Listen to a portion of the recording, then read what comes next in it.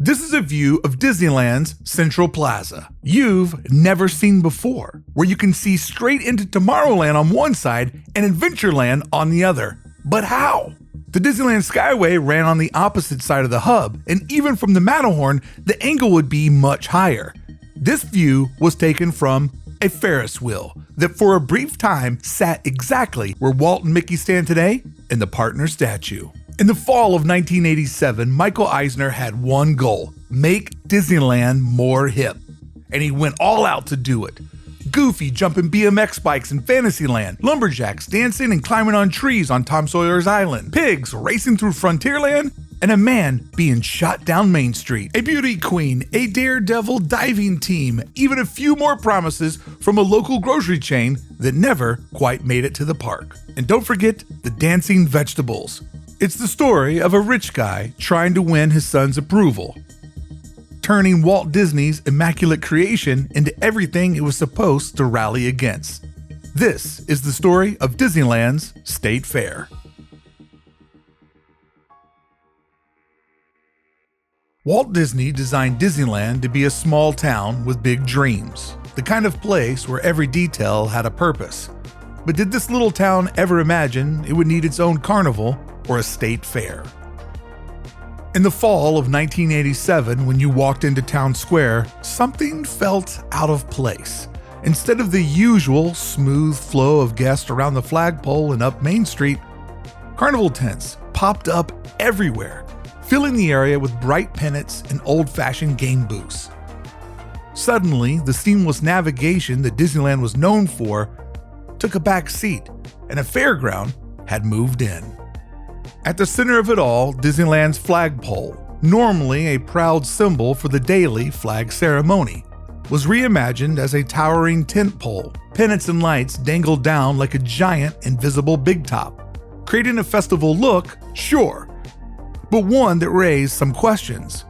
Was the flag ceremony put on hold for the sake of a few carnival lights? The State Fair theme wasn't just held to Main Street, USA. This was a park-wide event. Big Thunder Ranch hosted Pig Mania. Disney invited guests to pick a pig and cheer it on with a fairground-style "Suey" call as the pigs raced all along a dirt track. The spectacle of Pig Mania took place under its own big top, with a barn-themed stage and a 3/4 oval track where the pigs would race in 4 brief but spirited races.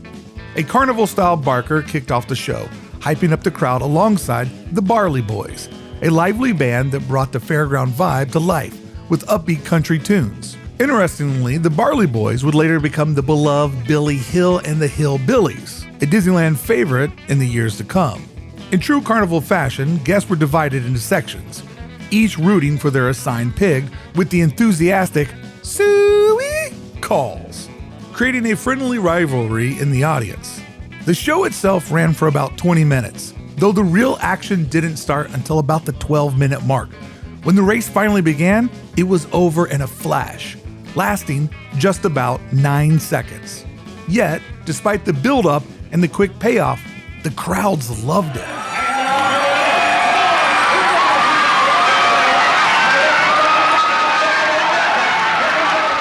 Guests went wild for this farmyard spectacle, even as it felt a bit below Disneyland's usual entertainment standards. To give it all that Disney twist, they threw in a race between the big bad wolf and the 3 little pigs. Of course, the wolf never would win, keeping the fairy tale intact. But let's be honest, if you were there to watch this farmyard spectacle, you had to wonder if you'd stepped into another theme park entirely. Back on Main Street, as we all know, no Disney theme would be complete without its own parade. Disney delivered daily the Come to the Fair parade.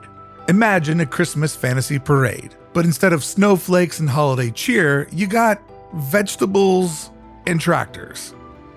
The catchy parade song looped endlessly, setting the stage as townspeople in their Sunday best danced and sang their way all the way to the fair. Then, like a small-town celebrity, Mickey Mouse appeared as the parade's grand marshal, waving from atop a float with his best "Welcome to the Fair" grin.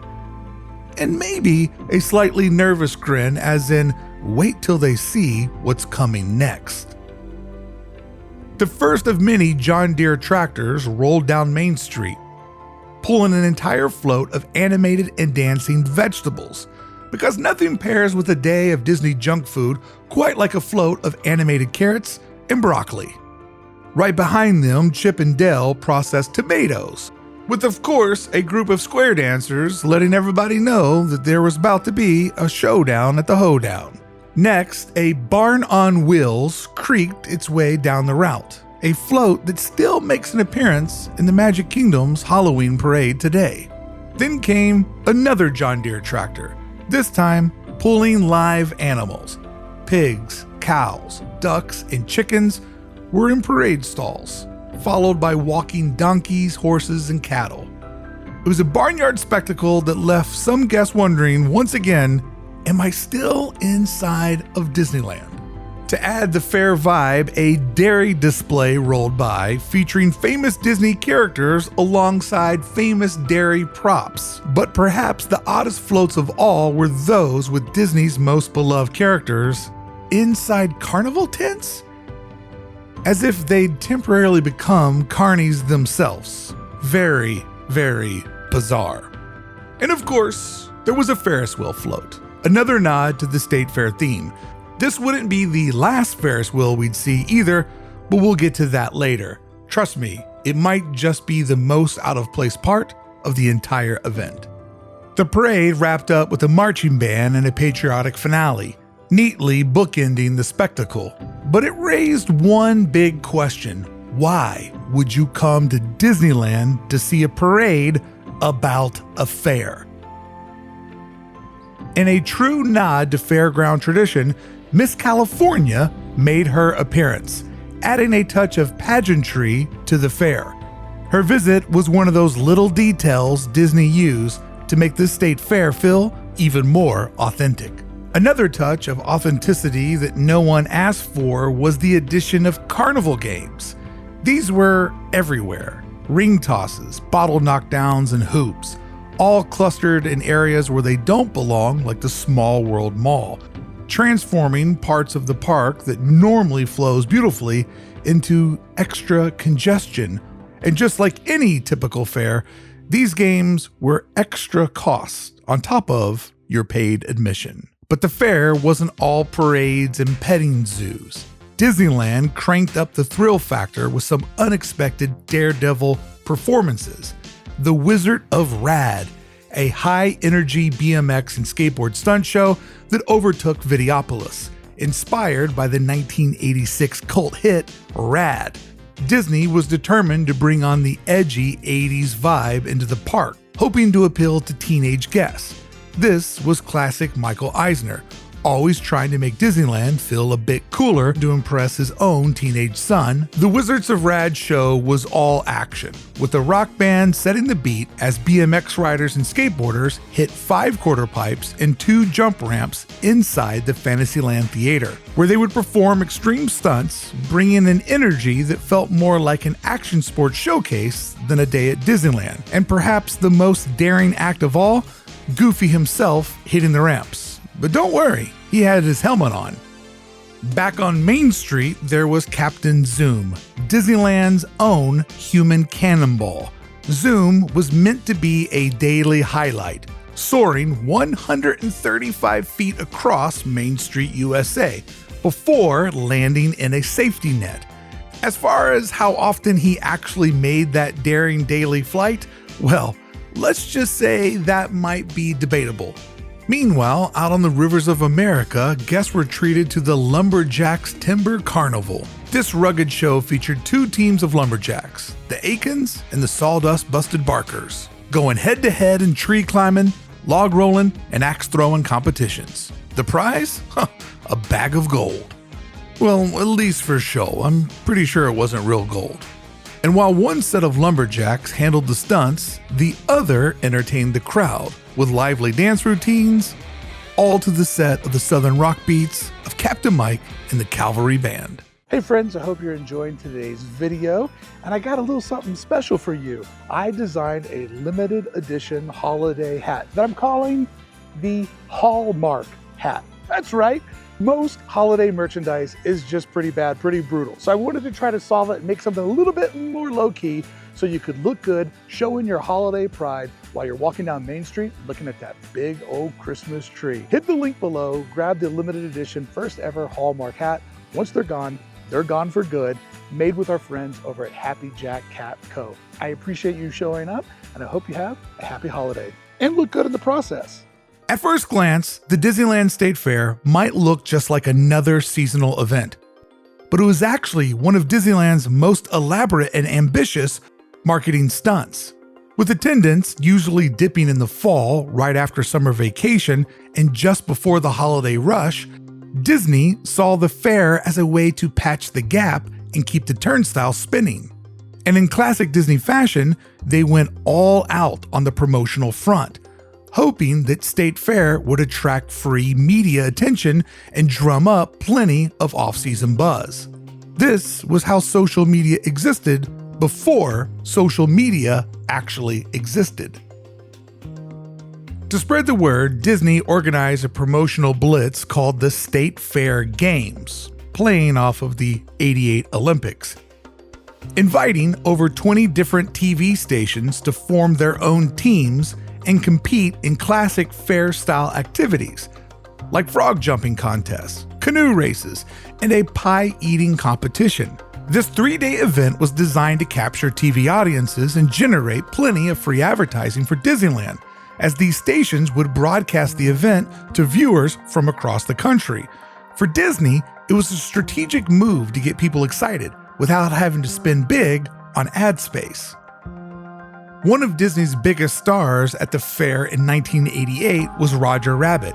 Fresh off the success of Who Framed Roger Rabbit, Disney made sure Roger was at front and center in the fair's marketing materials and even brought him to the event itself.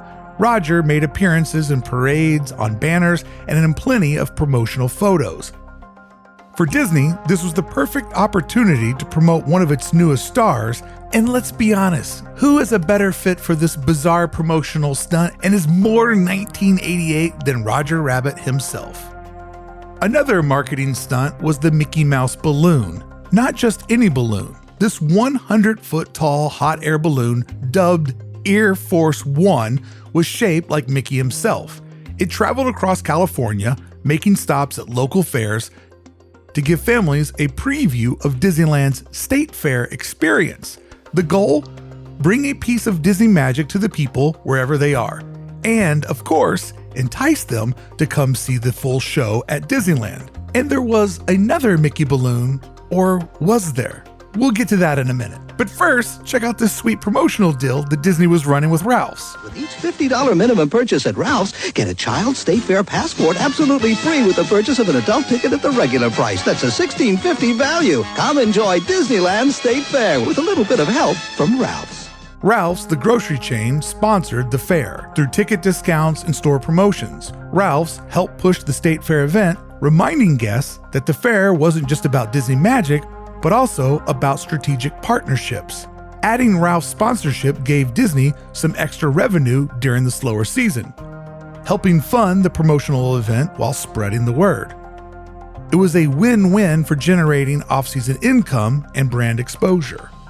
But did the Disneyland State Fair work as a marketing strategy? Well, the answer is a bit complicated.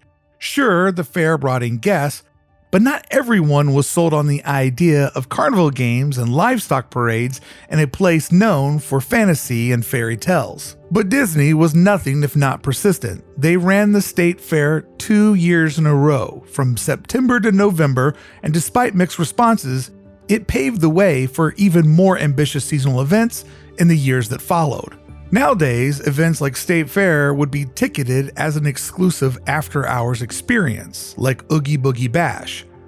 Disneyland no longer needs free advertising, so large-scale promotional events like State Fair have been placed behind paywalls. Or honestly, they just don't exist in Disney's current pay more for less era. Disney was always willing to experiment, but let's be honest, how many people were really booking their Disneyland trip just to experience a State Fair at Disneyland? Walt Disney had a specific vision for Disneyland. He famously stated that certain carnival rides, like Ferris wheels, had no place in his park. Disneyland was supposed to offer uniquely magical experiences, something distinct from the typical fairgrounds and amusement parks of the time. But during the State Fair, that line got a bit blurry. A Ferris wheel stood prominently in the Central Plaza. And it wasn't the only one. The Central Plaza Ferris wheel possibly would have broken Walt's heart. Let me explain. First, none of the buildings in the Central Plaza or on Main Street were ever designed to be seen from above. Disneyland was designed like stepping into a movie, where every view is perfectly framed. Blocking the view of Sleeping Beauty Castle with the exact type of carnival ride he tried to avoid goes against everything Disneyland was meant to be. And as cute as it might seem to have cast members dressed as carnival workers, it clashed with Disneyland's storytelling approach. Carnival workers are associated with unpredictability, to put it politely, while Disneyland cast members are modeled as friendly, trusted figures, representing the unique worlds they work in. But it didn't stop there. A second Ferris wheel appeared in front of the Main Street train station, a building that held a special significance for Walt.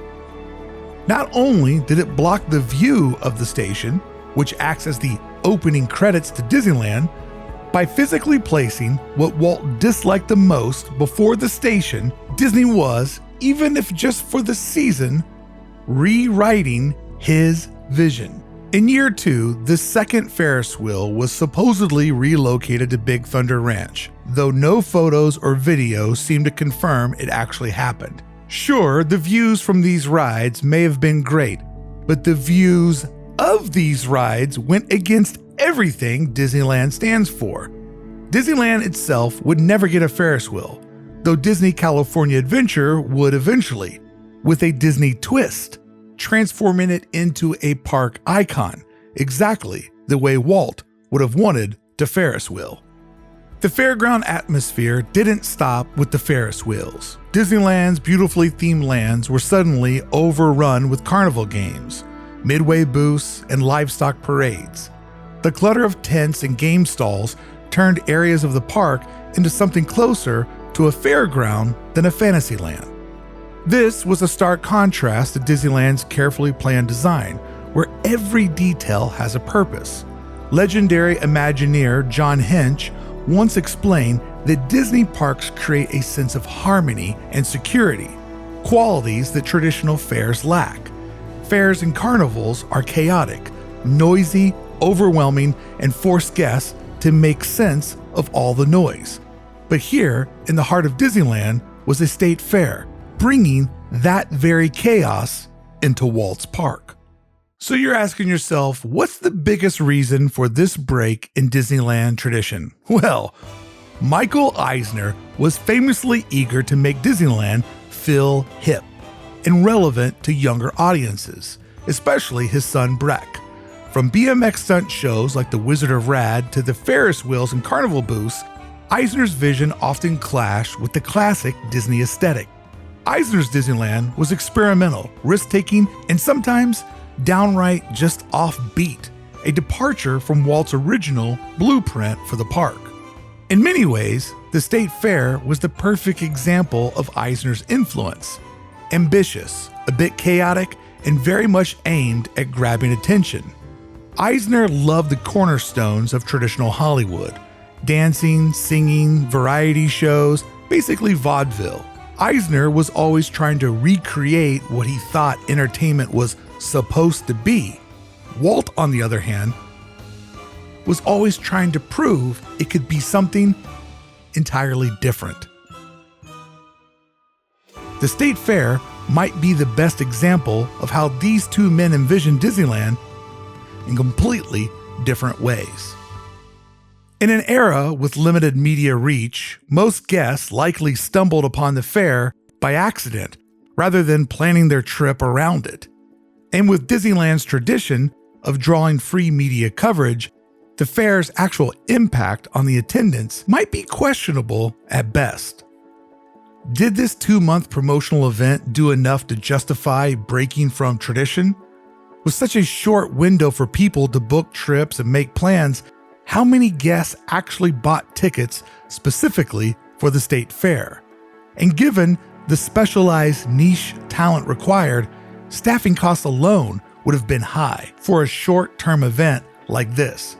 It all makes me wonder about the return on investment. Could Disneyland have done better simply by reducing its hours in the fall to save on costs, rather than betting big that State Fair, something that happens across all 50 states, would be enough to draw visitors during the off-season? And remember those ambitious promises of a daily human cannonball or Daredevil diving team and the Mickey Mouse airship? Well, let's just say they may have been more about hype than reality. Designed to catch the attention in ads rather than to actually happen in the park, State Fair may have been a bit of a dishonest affair.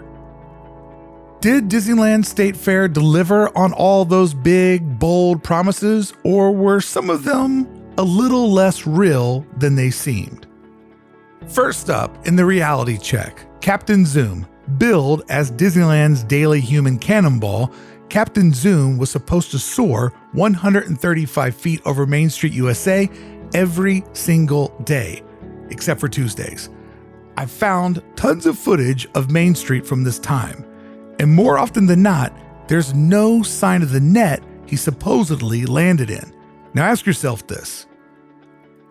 Installing a safety net above Main Street daily while the park's open and there's guests on Main Street? That is quite the logistical feat, even for Disney. So while Zoom definitely had his moment in the spotlight, let's just say his daily appearances might have been a bit of a stretch. Then there was the Daredevil diving team, set to perform incredible diving stunts in front of It's a Small World. Ads promised this thrilling, high-flying show, but here's an issue for you to think about. There's no video, no photos, and no first-hand accounts to be found other than official Disney promotional material. Considering how much footage and memorabilia fans collect, it's strange for an event like this to have disappeared without a splash. It is possible they dove from great heights, but with the diving pool standing taller than 99% of the crowd, guests would have seen the dive but never seen the splash. There's no record of bleachers or stands around Small World, and there's no way the pool could have gone below ground level in front of the treasured Disneyland icon. So maybe after a few promotional performances, the logistics proved too tricky, and the show was quietly sent out to sea. State Fair Airship. This Mickey-branded blimp was supposedly meant to soar over Disneyland, bringing a slice of fair spectacle to the skies. But after all my hours of research, I could only find one video of the airship, which looks way more like an inflatable than an actual piloted blimp. It seems small, very gray, and not on par with something like the Goodyear blimp, a familiar sight to citizens of Southern California. I'd like to think if an actual blimp went over the park daily, that it would be well documented, not only caught one time. Disney may have used these flashy promises to draw attention to the fair. After all, they needed every trick in the book to keep the buzz going.